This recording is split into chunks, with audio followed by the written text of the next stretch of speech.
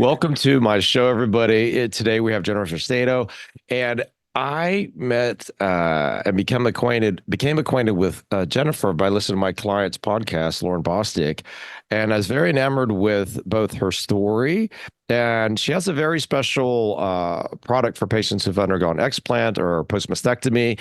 So, welcome to the show, Jennifer. And before we waste all the good stuff we've been talking about offline, let's go ahead and discuss your journey.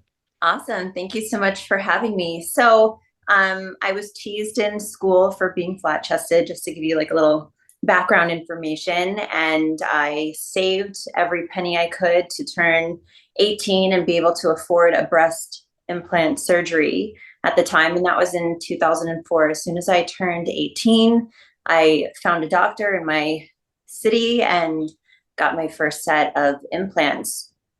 And it really did give me the confidence that I was looking for. Yeah, and I think that's I will say the the story that Jennifer just shared is not an uncommon one. I will say one of the more remarkable things that I heard outside of being bullied or things like that was I had a patient from Germany, wonderful patient, say they thought they should get a breast augmentation or their perception changed when they got introduced to the show Baywatch. And I was like, oh my gosh, we exported that to Germany. And now it makes sense because Pamela Anderson, she's been in the news recently again. And that whole interpretation. So maybe, like it certainly was an image Totally. issue. So I know that's hard sometimes for people to conceptualize, but I often get asked or pigeonholed because I have a daughter who's 16 now. Well, what would you tell your daughter, Dr. Whitfield? So for everybody listening, my daughter's a Leo like me, and you can't tell a Leo anything. So they're going to do what they want to do. And just like you said, you're going to put together, and save. And then if that's what you want to do, that's what you're going to do. Right. And I don't even know why I really wanted that. My mom was kind of small bust, and I know she had always wished that she was a little bit bigger. And both my grandparents were like double D's. But I remember being so young that I was still going to like a water park with my grandparents and looking at a woman that was standing there with her child and she had no chest. And I was young. And I remember looking at her and being like, I hope I don't look like that when I get older. And so this was just in me. I don't know if it was from, watching TV, but like I'm telling you, young. And so sometimes I question, like, is it just in you to want to look or be or perceived a certain way? There was no rhyme or reason for me thinking that. And later on, like I said, I got these implants and it did give me the confidence boost that I was looking for. And being young and in a vulnerable age in middle school is when I started to get bullied. And I'm almost 40, and I still to this day can remember when this child came up to me and literally was like, tapped me on the shoulder at lunch and was like, I just want to let you know that you're as flat as an ironing board, and walked away. Like I was minding my own business with my girlfriends. And I remember just like looking at them and being like, am I really that flat? And like, of course I really was. I never developed. I was so skinny my entire life until kids. And, it really stuck with me. And so, yeah, when I turned 18, I got these boobs and I felt amazing and I felt confident. And it wasn't until 2019 or 18 or 19, after having four sets, two of which were reconstructive. I had bottomed out and had the lifting in the center. Right. And then I had to get reconstructive. Then I went too big to 550. I had to downsize to 500. And I was like, I think I'm just going to downsize. I'm 34 and didn't need these big boobs anymore.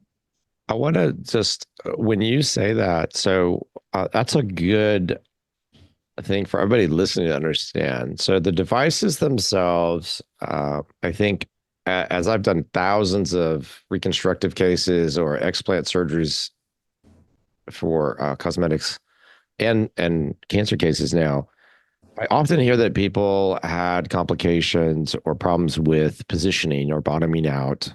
That's usually secondary to a larger device that's then pushing down or out because the weakness in the tissues are either at the bottom or on the sides.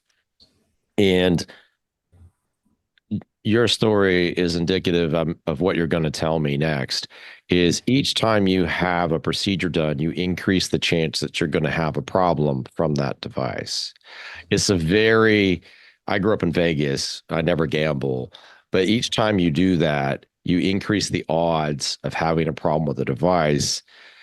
And all of us who put in devices for cancer or reconstructive purposes, for joints, for all those things know that. So it was always a very, as it should be, serious proposition for me to ever do that for a cancer patient because they have even more risk associated with an exchange or a procedure. Because if you look at the literature, by far have a higher complication rate than you're discussing as a purely aesthetic operation because they've had so many other therapies.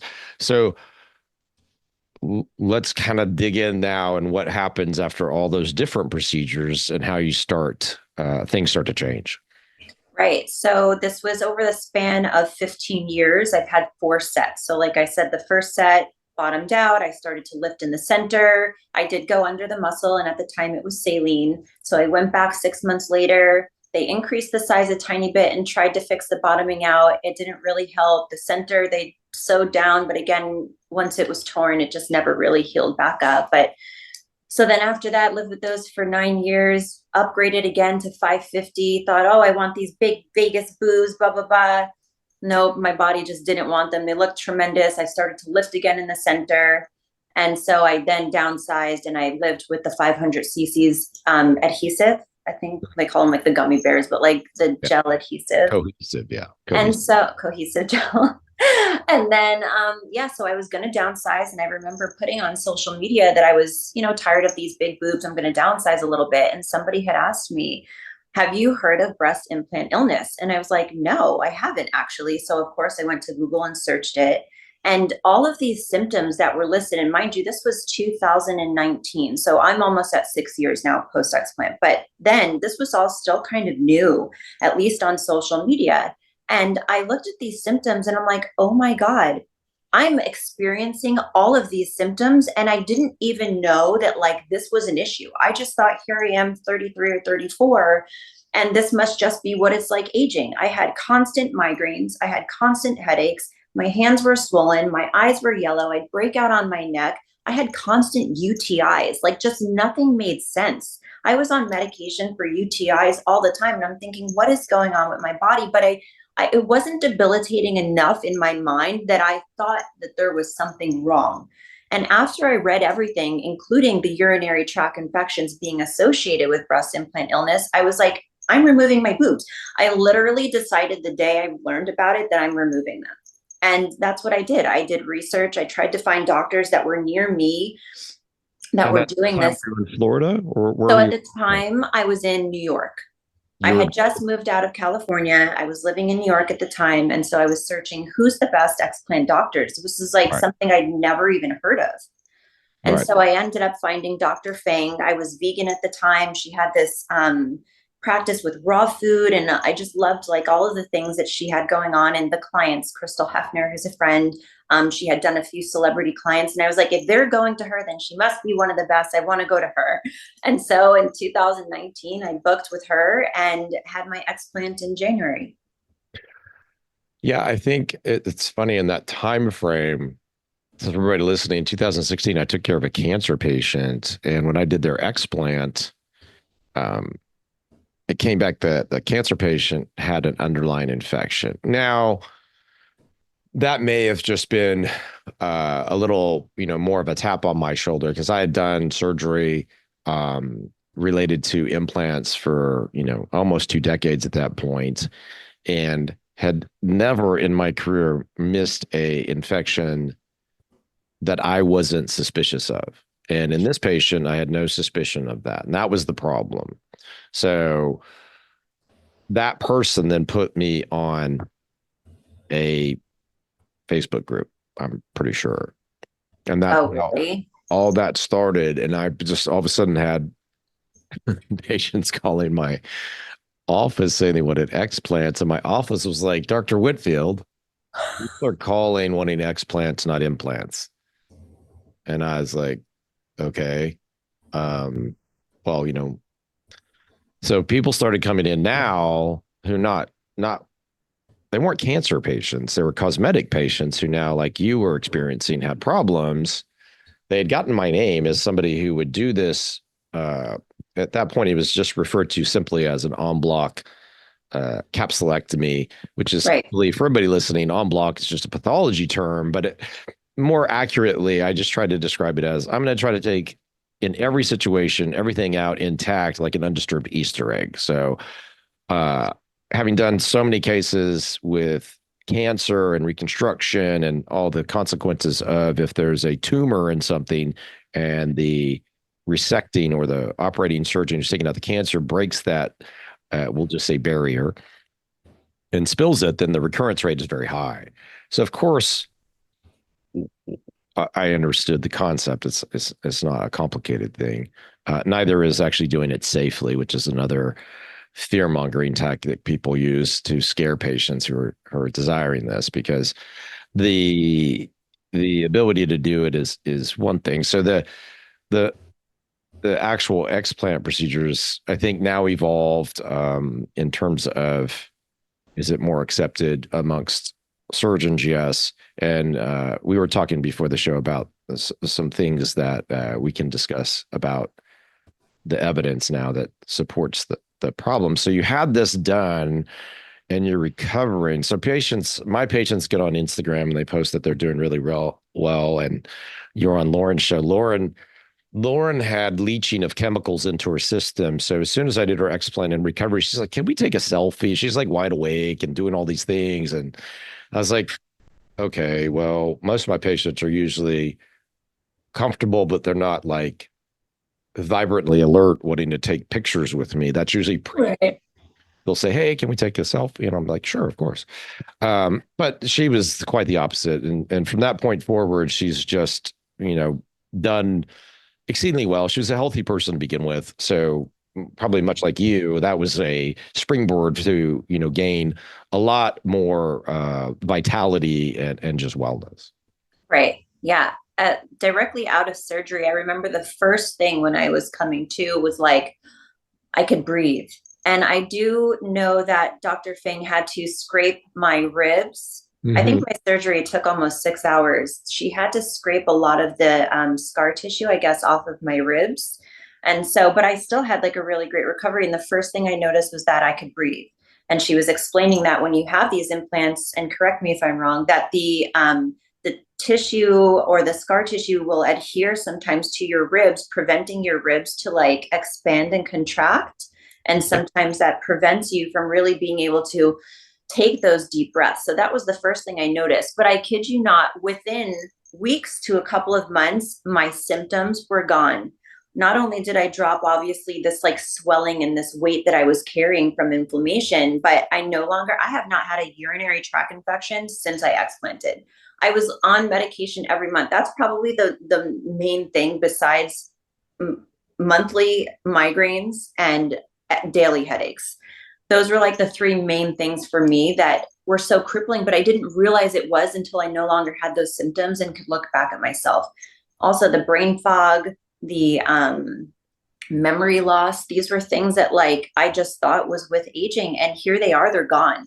And sometimes my wife will joke with me. She's like, I liked you better when you couldn't remember, what we were arguing about a few days ago, because now I remember everything. So it's just, I mean, it really is incredible. And I always try not to talk badly about plastic surgery or women that want to get implants, because I can relate on that level of just wanting to have boobs and to fit in and feel that like confidence. I just wish that all of us and like my younger self knew that like these are the real complications. Like this is a lifetime commitment. This isn't like a one and done. This is going to be, you might have these symptoms, you might get sick, you may get cancer, you might, these were things that were never told to us. And so it's really refreshing now to see that there's actual evidence and proof that putting these things into your body can cause these sort of ailments, diseases, and so on. Yeah, well, let's use that as a way to discuss, currently, I just like you highlighted, I have a lot of people come to me with a lot of frustration. And when people come to see me, they're just probably, your mindset was correct, but you probably still had anxiety about getting things done because a lot of people come and that nobody wants to sit in front of me and tell me that they've decided to have an explant. That's a really, complicated decision. They may or may not have a supportive loved one with them, and they're really concerned about like what's this going to be like for themselves, their family, their loved ones, their partners. And I had a patient just the other day. I thought she was going to come out of her own skin. I had to like talk her down and say, it's all fine here. Like, there's nothing you're going to say that we're going to be critical of. This is a safe spot to talk about, whatever you want to talk about. And I don't decide for any patient that they have to have an explant. Like, just like, you've made that decision. Right. When you went, you made that decision. Now you definitely are going to have some feelings about it, and we'll try to allay, how bad those get. But in general, I just try to help people make the best informed decisions. So what you're describing is a problem in the decision-making process where you and many of the patients now feel like they weren't given the information. They weren't armed with the information to make the decision. And that's absolutely true. And we'll describe now probably how the conversation should go. And then it'll make a little bit more sense to everybody listening. So it took me better part of 8 years to get this amount of data and experience with this problem, because this is a relatively new problem. I mean, I had no idea about this until we had the experience with the patient in 2016. And fast forward now, we recently published a paper. So everybody remembers from the pandemic getting an antigen test or a PCR test. Everybody can remember that. So PCR testing was usually used in a research type environment to look for DNA, and you can think of like crime scenes and things like that. So if you have bacterial DNA fragments on the scar tissue, that can be examined. And so we've been sending those off on our patients since 2019. And we just recently published a paper that shows, in our experience of, it's about 700 consecutive samples, just a good size, Yeah. that 29% have bacterial contamination. So I just want everybody to understand, it is not mold, it is not fungus, which is like a very TMZ like thing to put on and show people. So I don't like scare tactics.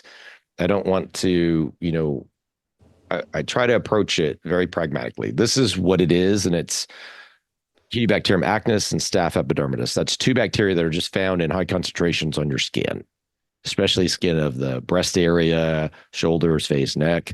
And okay, those bacteria can group together and form what's called a biofilm. A biofilm is basically like plaque on your teeth. That's the original, if you want to think of like example of biofilm. Right. And when that happens, a very, very good paper was published earlier this year by a Dr. Mithun Sina in Indiana University Medical Center.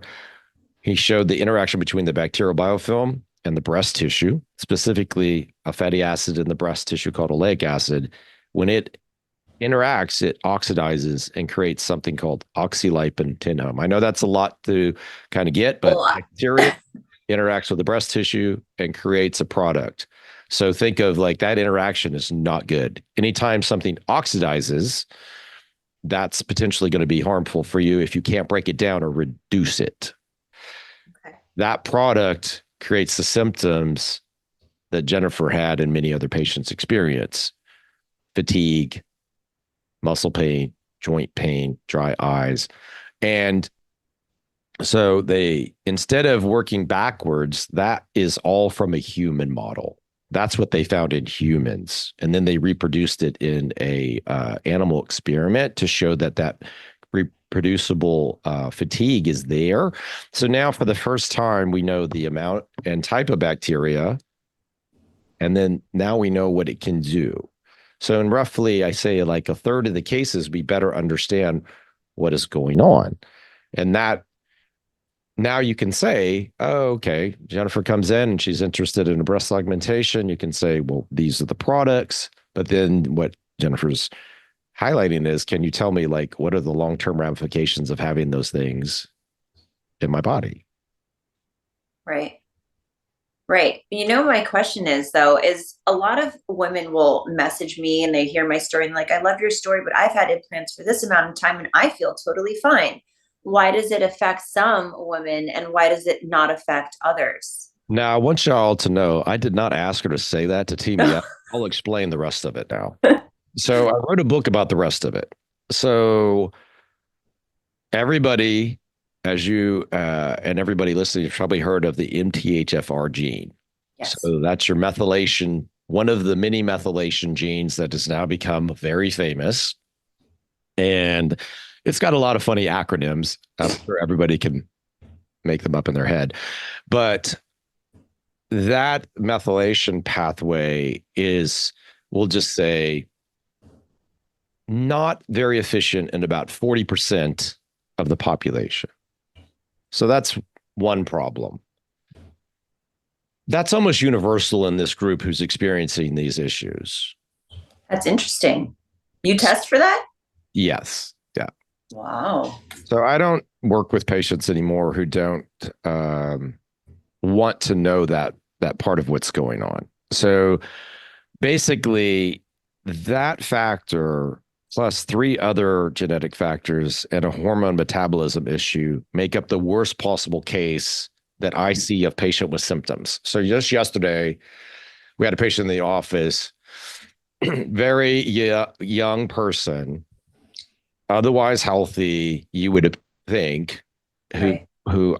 my female patients, they drive themselves extremely hard. If they feel terrible, they still like get up and do everything, go to work, go to the gym, do all the stuff, take care of everybody, and they'll feel terrible. And they'll sit in front of you and they just look like they feel terrible.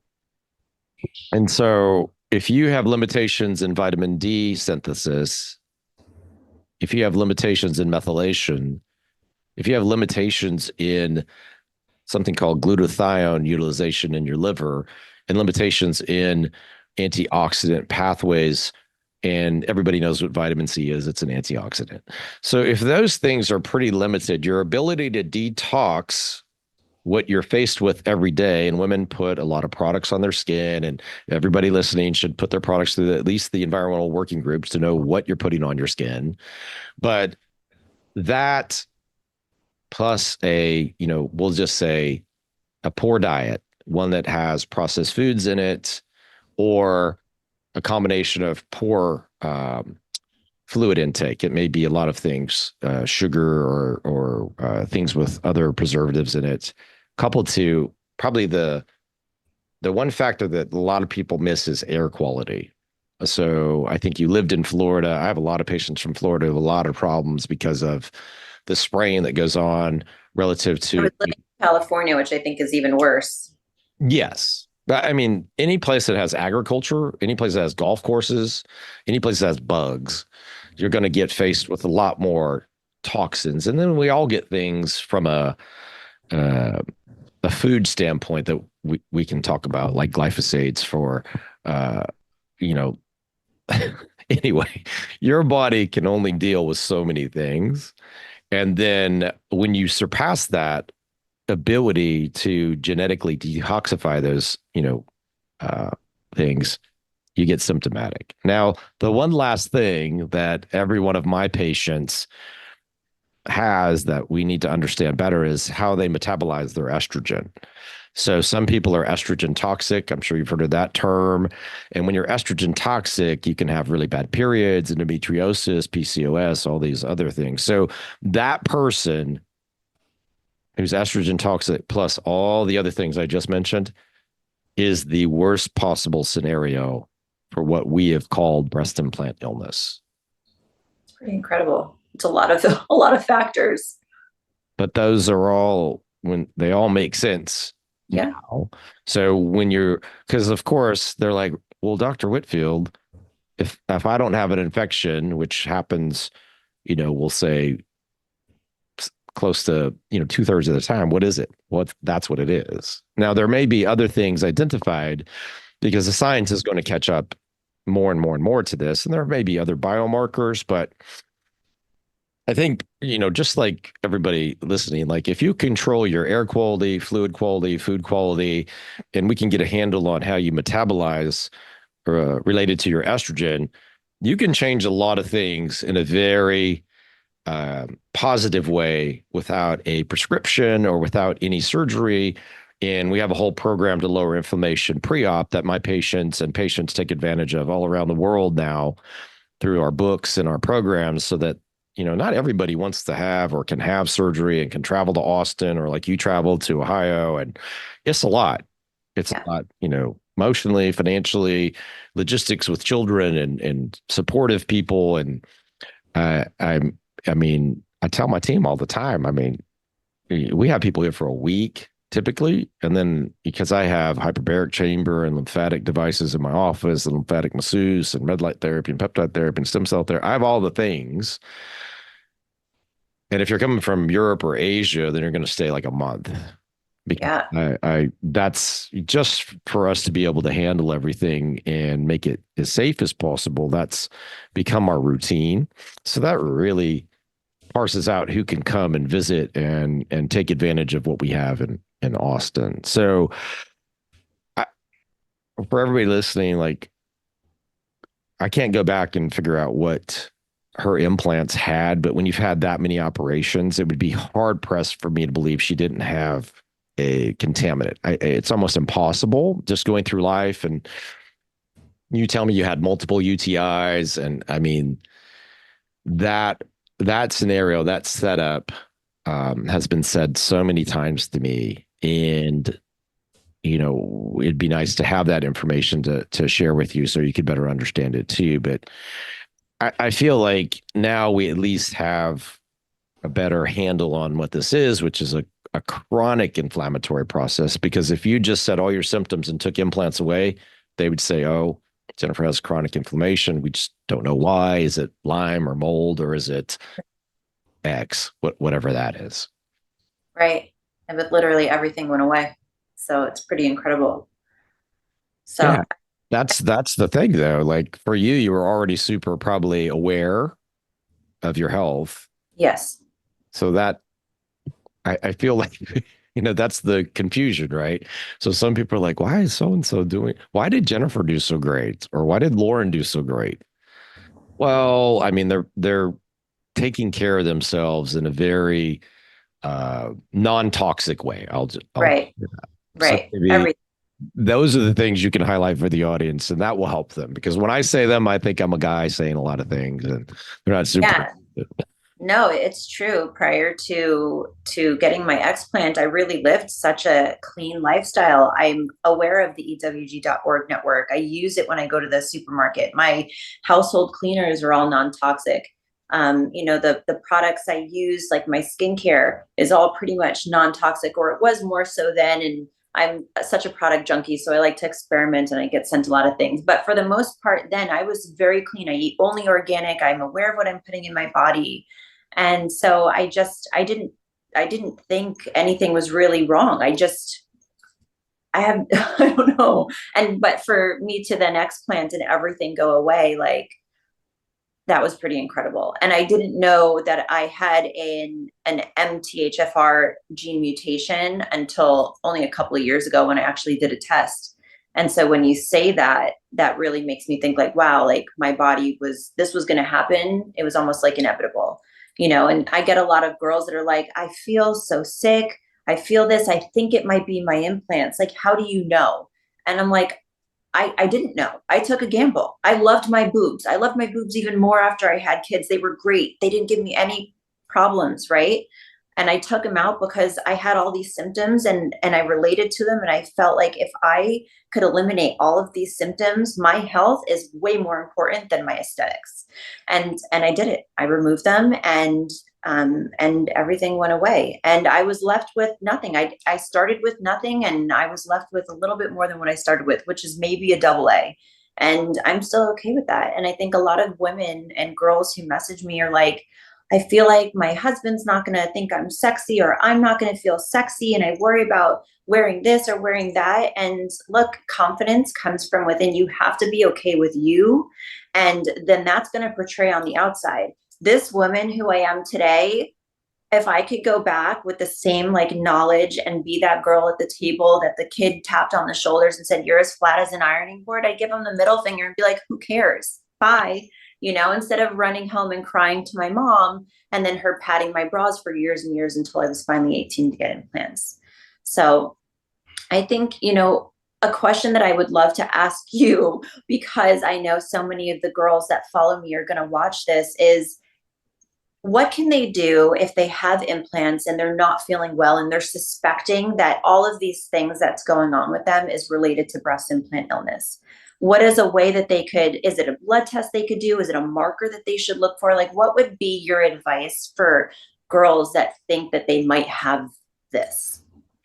So we've been working with companies to get that molecule that we talked about tested for. It's not ready yet. So Okay. what I do for patients now is, from a program standpoint, the methodology that we're discussing is looking at your genetics and looking at your toxicity. And toxicity for us is checked through a urine test. So we look for those toxins or heavy metals like Lauren. I printed off Lauren's test because it had the most heavy metals of any human I've ever taken care of. Wow, that's incredible. So I printed it off, which I never do because I respect trees. I don't print things. And I gave it to her, and I was like, you have to like, and I gave it to, actually I handed it to Michael. I was like, I think you all need to like really, this is bad. But what do you think that that was caused from? Because she was such like a healthy individual. Was it like something she was eating? Like, what would you think that that would be such high levels come from? Well, so this is what I told you I got in trouble for on her show, is I said it's her sauna. And she used to barrel sauna, and Michael said 60 to 90 minutes every day, and she'd be hardcore and feel terrible afterwards. So Because it's she's baking the not boot. that the implant was reaching its complete melting point, but when you heat something up, just like if you heat up a a plastic water bottle and phthalates come out of the plastic into the water, that's called leaching. It's a chemical Right. process. So our, thought is the extreme sauna that she was doing up to almost 220 degrees caused leaching of the heavy metals in the shell, which would go out into her system. Now, they did a study to show that that doesn't sit in the scar capsule, which actually supports what I'm saying. Hers came out through, detox in her urine. And as soon as I talked to her for the very first time, I said, you got to stop using your sauna. And she did. But I didn't do her surgery for several months. And she Right. still had all that stuff in her urine. So her body was trying to cope with that. So Right. in patients who have an infection or breakdown of of chemicals in the shell or leaching from the shell, and I do their explant procedure, provided I can get everything out intact, you know, they have these kind of big turnarounds, kind of like you're describing. And for everybody listening, I want, I don't know if everybody's old enough to know what crocheting is or knitting is, but when you stretch something that's crocheted or knitted, you can look through it. Mm-hmm. That's what a scar capsule has around an implant. It is not impervious. I believe everybody thinks this is an impervious shell. It is not. And that is the way that if there's a bacterial contaminant, or we'll say texturing, it interacts with your tissues and stimulates a response. So I think, if we're not trying to be dim here, this is a way that your body is trying to either detoxify itself through the things we already discussed or protect itself to the best of its abilities. So people have these heightened immune responses. Right. And, you know, your body is always going to try to protect you at all costs. And, you know, for everybody listening, like this inflammation process, your body's constantly trying to either repair itself or surveil itself to protect you from viruses, cancers, bacteria, all these things that, you know, are getting introduced to your system all the time. Mhm. So I think the easiest way right now to lower inflammation is, to your point, like look at everything you put on your skin. Really examine carefully everything you put into your body, either a fluid or a food. And it's very complicated. You know as well as I do, everything magically became organic in the last few years. And we know that's not really the case. So if you're eating stuff out of a package, please stop. If you're drinking fluid out of a plastic bottle, please stop. Those are not going to help any, you know, you're not going to be able to take care of yourself or your family or your loved ones if you keep doing that. You're going to suffer more and more consequences. So we look at genetics, we look at toxicity. I'm a big proponent of looking at gut health through stool testing, because if your gut is off, and I have a ton of people who are from California and Texas, and they go to Mexico on vacation, or they go to Costa Rica on vacation. I have people from Florida go to, you know, the Caribbean on vacation, and they end up eating and getting sick. So that usually has to do with the you know, quantity of a bacteria or a parasite in the water or the food, however we're going to interpret that. You know, they always like, don't drink the water and all the, Right. but this is a routine problem that happens. People get what's called traveler's diarrhea. They may come home, they may get a prescription, or they may do nothing, but then they'll have problems afterwards. And I can tell you this can result in things like eczema, rashes, cystic acne, bloating, swelling, diarrhea, constipation. All these different things can happen.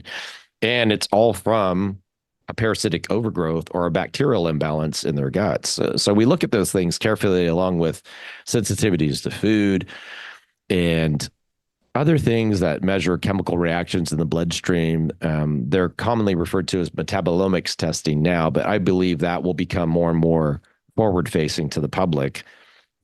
And they're all, to your point, things that help me craft a picture for them to explain like why they're experiencing what they're experiencing, because there's not a perfect situation to test for this right now, Jennifer.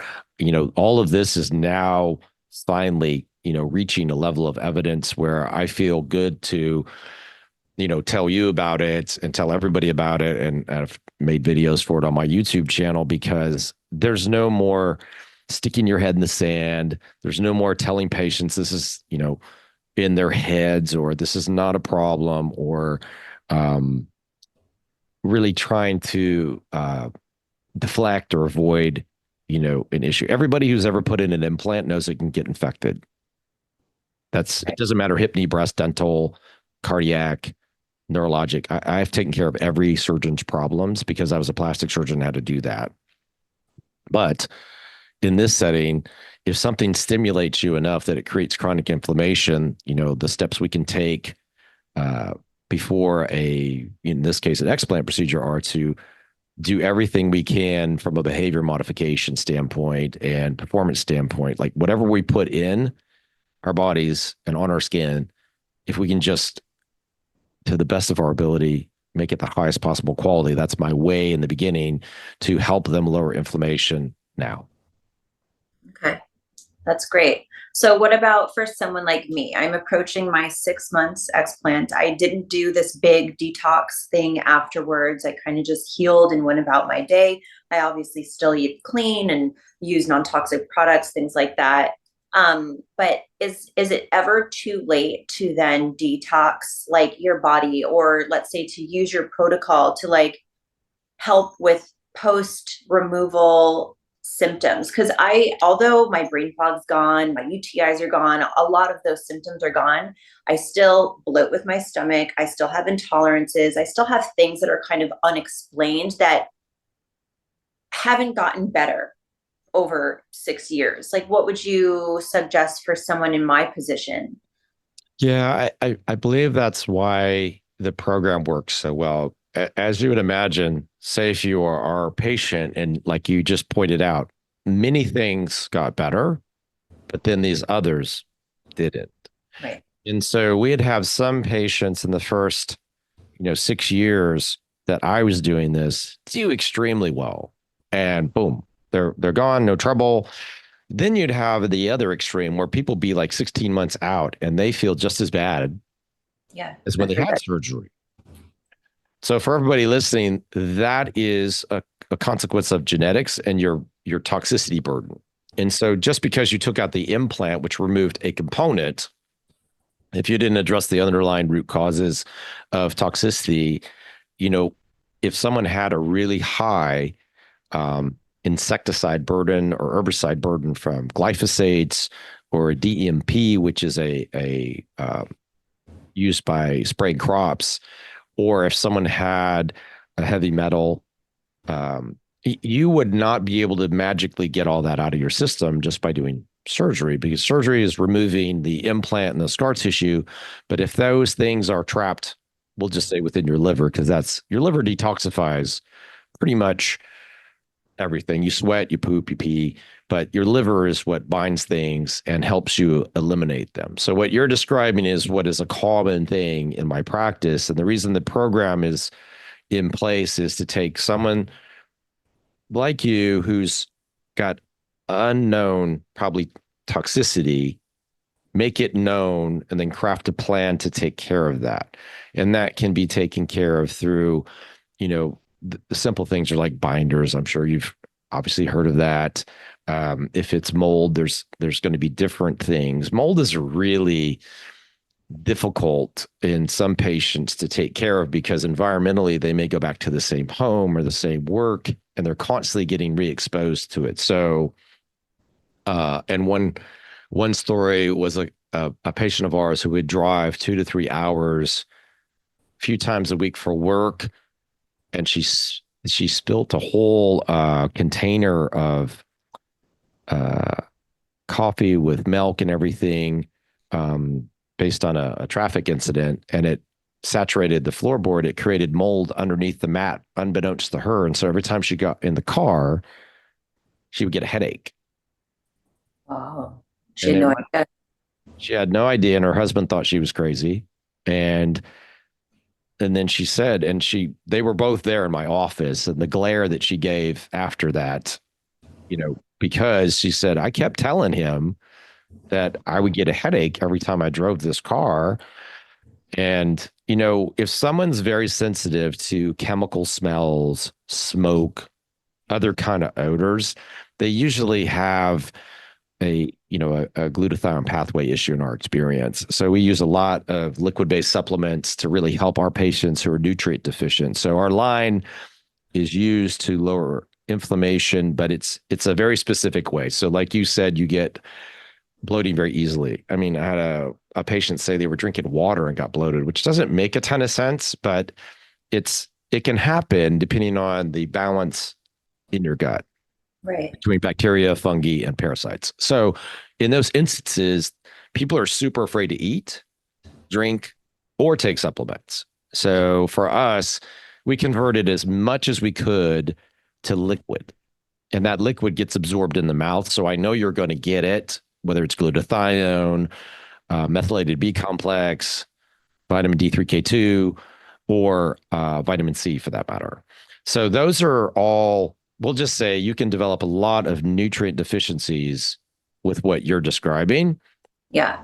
And for our patients, putting them on that, it alleviates a lot of anxiety because now they don't have to take a pill. Some people just don't do well swallowing pills, but then they also get concerned about an upset stomach from taking a supplement. Or some people come in here saying they're taking like 5, 10, 15, 20, 30 things a day. And I'm like, I don't know what that's doing other than making really expensive poop.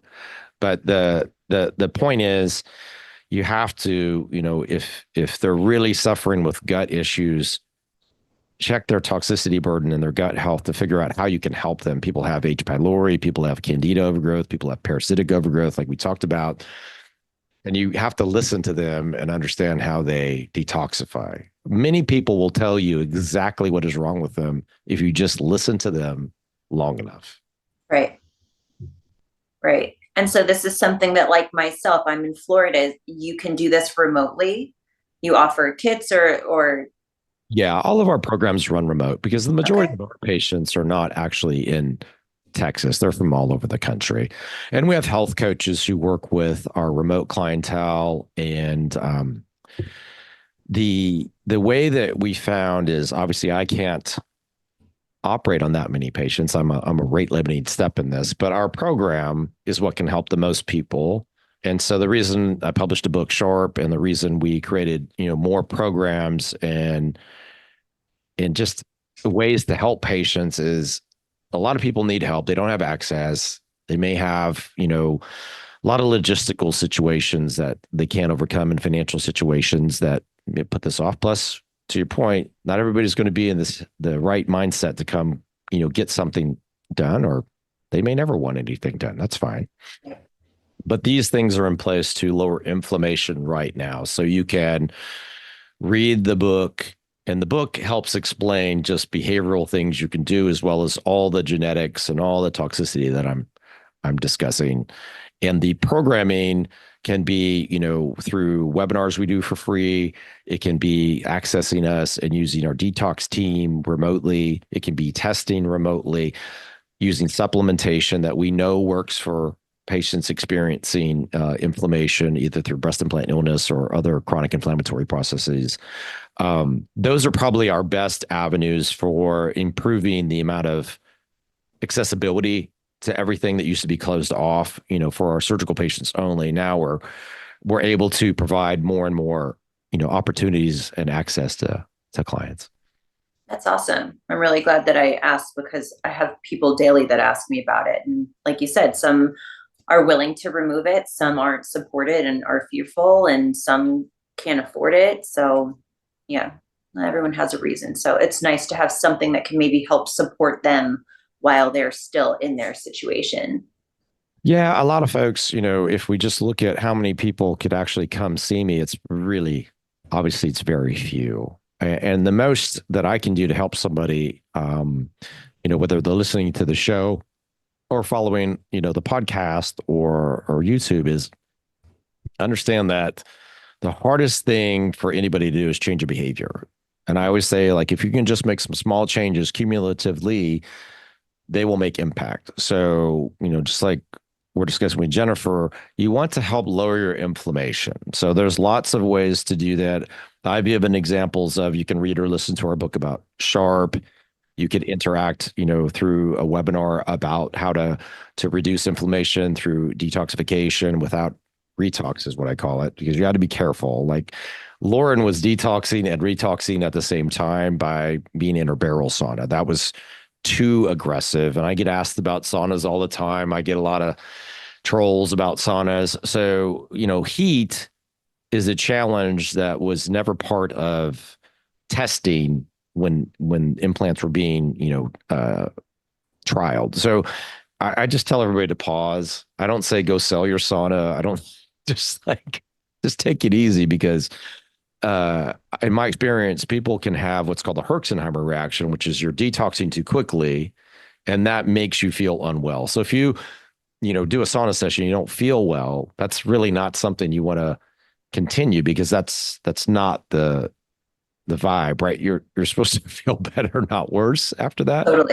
Right. So, and then obviously through supplementation, I get asked a lot about supplements, and it's probably between supplements and skincare. I don't know what's more kind of, just like you, I get said a lot of things to trial. And I would say I hang my hat on my patients in general, just like you're describing, have absorption issues. So for everybody listening, like if you get swelling or bloating or you have difficulty with reflux or something like that, we made the liposomals and the liquids just to take that out of the equation. So, if you want to make sure you're getting the nutrients, that's why we created the inflammation support bundle that's mostly liquid based, because then I know you're getting it. Right. And I'm sure, as you know, anything you have to do more than once or twice a day, although you could do it, the ability of you to do it over time and remain consistent goes down. So Has to be easy. yeah. So everything that's easier, you're more likely to do and rinse and repeat. And then what we've tried to do also, since you brought it up, and a lot of times I fail to forget it, is we help train practices who are interested in learning how we help patients with our programs. And then certainly surgeons, we can train them.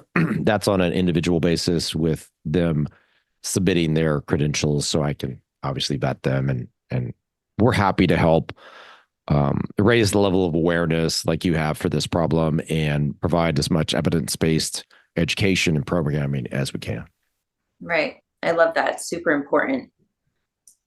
Now you have a new product that was just, I've had sent to me because everybody was asking me if Lauren had a new boob job, which I was like, okay, I don't think so, but I hadn't seen her for a period of time. And then I was getting photos sent to me, and maybe kind of for the audience, explain what the product was that Lauren was using that you have.